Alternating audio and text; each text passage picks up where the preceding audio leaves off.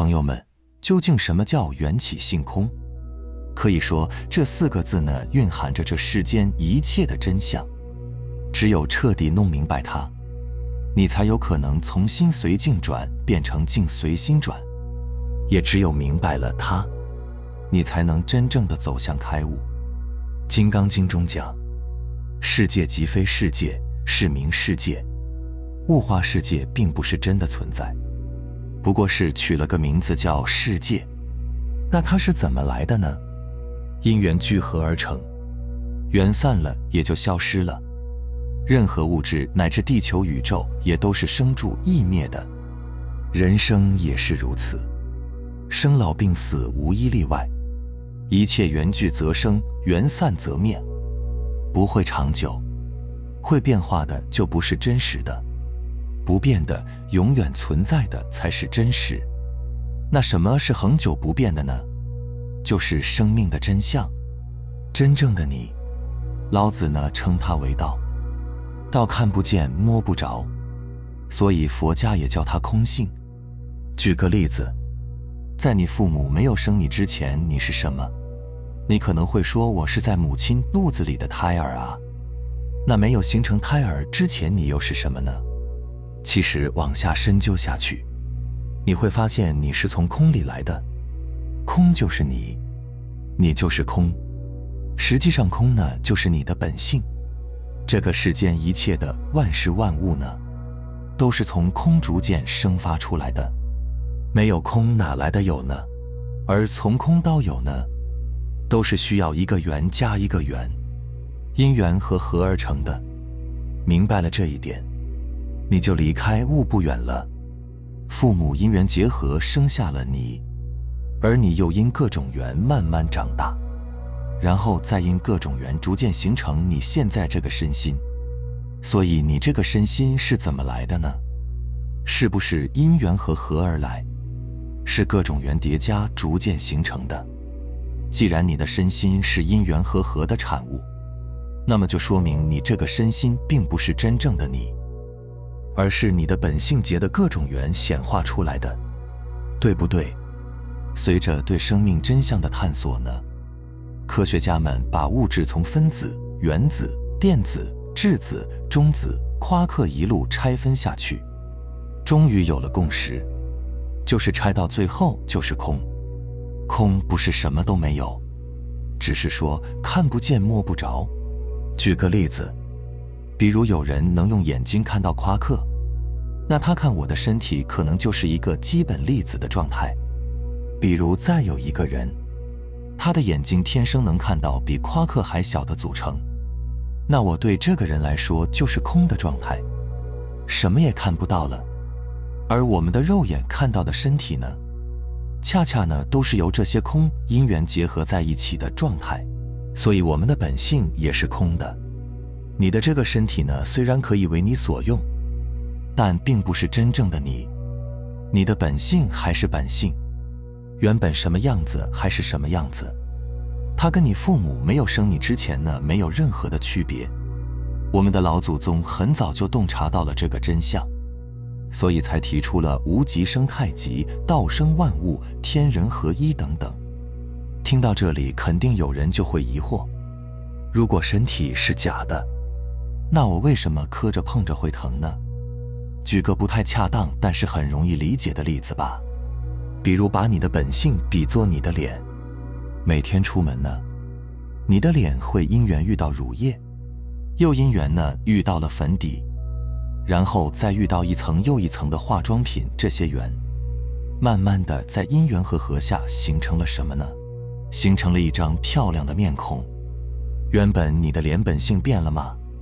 没有变，是什么脸还是什么脸，自己打自己一巴掌也会疼。换句话说，你的身体磕着碰着也会疼，因为你的本性被你的身体覆盖着，而你这个身体呢，是被你所用的，你要用它做事情的，它有觉受的作用，所以你能感觉到疼。身体没了，你的觉受自然就没有了，所以觉受只是你身体上的感知，并不是你本性自带的。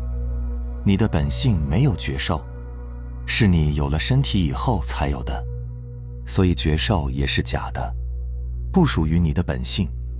由此可见呢，你不管化妆成什么样，哪怕从女人化妆成男人，你这张脸的本性是不会变的，你的孩子还是会像你原来的样子。所有人的身体只是因各种原相加在一起显化出来的，本身就是个假的，并不是真正的你。所以你的身体只是为你所用，并不能为你所有。因为你的身体呢是生出来的，有生就一定有灭。当你跟你的身体缘尽的时候，你的身体自然就会消失，你根本带不走。所有的缘起本性都为空，因为没有永恒的存在。所有事物都是各种缘起相互依存、相互链接的。就以海浪为例，从某一方面看，海浪似乎具有明显独立的个体，有始有终，有生有死。但从另一方面看，浪本身并不是真的存在，它只不过是水的行为而已。所以当你真正的去思考它是谁的时候，就能发现它是由风和水暂时形成的，依存于一组不断在改变的缘起条件。当你再认真观察，就可以发现万物本身并非原本就存在，这种非独立存在就是空。比如我们观想一棵树，当你想到一棵树的时候，就会想到一个明确的物体。树确实是明确的物体，但当你仔细观察，就会发现树竟然无法独立的存在，因为树可以化解成一个极细微的关系网，延伸到整个宇宙。你看那些滴落在树叶上的雨，沙沙摇动着树的风，滋养树的土壤，土壤里扭动的蚯蚓，四季和气候的更替，乃至日月星辰的光芒，它们都变成了树的一部分。而当你继续观下去，就可以发现宇宙间的一切都在成就这棵树，这棵树和宇宙是一体的。任何时刻树都不能独立于其他事物，任何时刻树的本质都在细微变化中。这就是为什么我们本自具足，因为我们本就是一体的。因我们的妄想执着，让我们与万事万物产生了对立，从而忘记一切皆无法独立存在的这个事实。所以才需要我们在这个世界上借假修真，也就是借用这个身体把遮挡住本性的习性修掉，从而呢找回自己的本性。只有找回本性，你才能摆脱业力的牵引，才能呢不受因果的束缚。了解了这一点，你就明白了宇宙人生的真相。所有因缘而生的一切万事万物都是假的，包括你追求的荣华富贵。有些福报看似能享受100、10来年，其实都是昙花一现。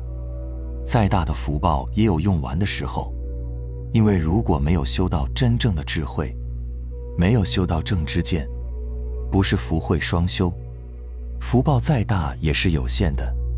想想你小时候到现在那些美好的场景，那些值得你骄傲的场景或者荣耀，当时是不是感觉自己的未来还长着呢？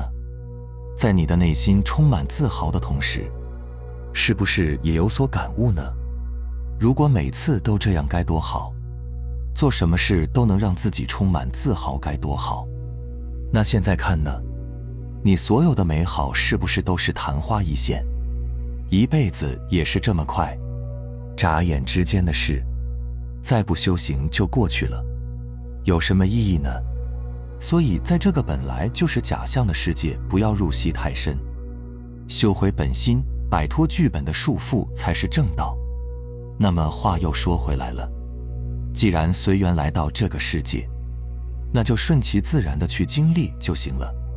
当官也好，当企业家也好，当个普通老百姓也好，当个流浪汉也好，这个世界已经为你准备好了本该你经历的一切，你去经历就行了。但是你一定要记住，这个剧情不管你体验的好还是坏，都不要往心上去。你唯有去修行，去觉醒，才能获得真正的自由。只要每一个当下，你的心呢都不随着境转，不因为眼前的烂事太烂而着急上火，哪怕遇到生死存亡和人世间奇耻大辱，你也能明白，这只不过是自己因缘而生必须经历的假象，自己呢只需要坦然地面对，接纳就行了。什么是接纳？接纳可不是躺平，而是按照天道的规律去面对。比如生死存亡，假设我们遇到了灾难，没有人救你，你一定要先自救。当你尽力去自救却救不了的时候，你就可以平静地对自己说了，我的戏终于要杀青了，这叫接纳。另外奇耻大辱也是一样，为什么你能遇到这种恶心的事，别人遇不到呢？这就是你的剧情，你的因果。如果能躲过，早就躲过了。只要躲不过，就是自己该经历的，要经历的。后悔也没有用。如果后悔能让时光倒流，重新抉择的话，那都去后悔重新走人生路了。也别说假如怎么样，就会怎么样，没有用。正因为后悔没有用，才是自己必须要经历的剧情。所以越是这种时候呢，越是大考的时候。人生的考试是有大考小考的，这个呢就是大考。所以不要让这个假象欺骗了你的本性，你只需要坦然地面对就行了。比如我们的亲朋好友呢，因为一个错误的决定，或者因为各种原因吧，而在你的眼前被恶人欺辱，或者被困在了危险当中。这种时候呢，让你坦然地面对，不是让你躺平，不是让你在这看大戏。这个时候不是让你对自己说，这都是假象，都是空，然后呢，恨不得自己来一桶爆米花，接着看热闹。不是这样的，不要理解错了。你要做的是顺应自己的良知去做事，去救人，明白吗？顺应良知呢，就是顺应天道，千万不要偏离了道。所以你要用最大的努力去救人，至于结果是怎么样，一定要坦然地接纳，哪怕结果把自己也搭进去了，这也是你的剧情。假如遇到倒霉的事，你非要不接受，非要大发雷霆，非要自己跟自己过不去，非要自己不能原谅自己，怎么办？好办，让你的心在绞肉机上多绞几下，大不了让事态越来越严重，越来越麻烦，大不了本来还有的好好过日子的机会不要了。我想但凡有智慧的人都会坦然地接受的。所以只要你尽力了，就不要在结果上纠缠个没完没了了，毫无意义，除了伤害自己就是伤害自己。记住，世界上只有你一个自己，每天在睡觉前闭上眼睛想一想，你就知道了。所以你愿意伤害自己就伤害自己吧。生活中更不用说了，什么夫妻矛盾、婆媳不和，还有什么孩子不孝，这简直都不是什么事。你要明白，所有烂事呢都是你自己感召来的，不要怨别人，不要怨任何人，是你自己吸引感召来的，不然怎么会让你遇到这种烂人烂事呢？所以都是你必须要经历的剧本。这些烂事呢，不管你有没有理，都是你要经历的，除非你愿意修行，通过修行改变剧情，这样呢，你就是自己人生的主人了。心里明白了这个真相，你只需要按照人世间的规则，既来之则安之就行了。一旦遇到烂事，平静地去解决问题就行，该怎么解决就怎么解决，只要你尽力了，结果真的无所谓。所有那些解决不了的事，不要再骂骂咧咧，不要再抱怨了。你非要心里不服气，非要闹腾，非要让对方变成一个好人，除除了给你自己做一身病、造一身业之外呢，毫无意义。所以你只需要坦然地接纳就行了，随时保持你那颗清净自在的心，因为你是在陪着他们演戏，他们也是在陪着你演戏而已。让你演，你就跟着演就行了。身受心不受，身体入戏，心不要入，明白吗？心一旦入戏呢，一定要学会出戏，千万别进入角色出不来了。你身上即使受再大的苦，但心里呢也绝对不能受这个苦，明白吗？这个世间呢其实就是一个大考场，你遇到的每一件事都是一次考试。